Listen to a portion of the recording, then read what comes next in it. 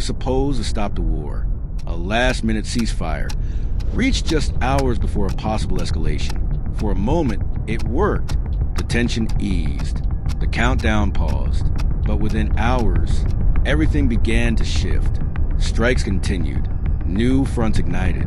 And the agreement that had just prevented a wider conflict now faces the risk of collapsing. The announcement of the ceasefire marked a turning point, a temporary agreement designed to pause hostilities and create space for negotiation. It came at a critical moment, just before a potential escalation that could have reshaped the region. Key elements included a halt to major operations and efforts to stabilize vital routes. But from the beginning, it carried limitations. It was temporary, conditional, and dependent on interpretation. Almost immediately, questions began to emerge. Could you please clarify what the ceasefire specifically covers? Which areas were included and which were not? The answers were inconsistent.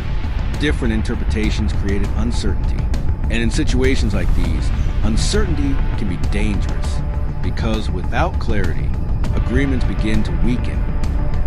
One of the most significant points of tension lies beyond the primary agreement. In Lebanon, military activity has continued.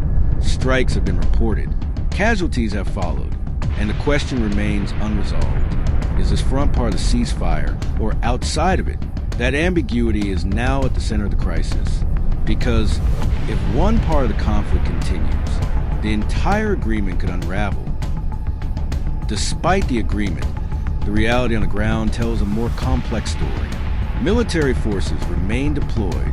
Operational readiness has not changed significantly, and in some areas, activity has continued.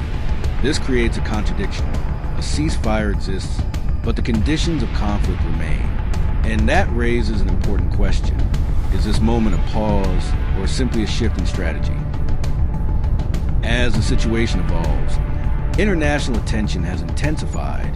Calls are growing to expand the ceasefire to include all active fronts, because without broader coverage, the agreement may not hold.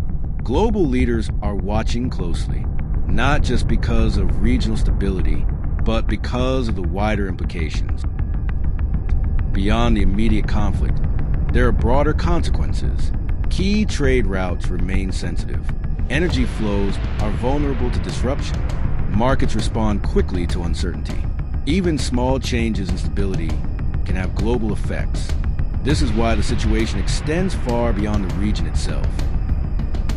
What exists now is a delicate balance. On one side is an agreement designed to reduce tension. On the other hand, ongoing actions risk increasing it.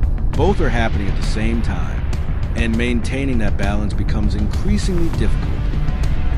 If the ceasefire collapses, the consequences could be immediate. Plans that were paused could be reactivated. Escalation could resume, potentially at a higher level than before, because once momentum returns, it is often harder to control. For now, the ceasefire still stands, but it stands on uncertain ground.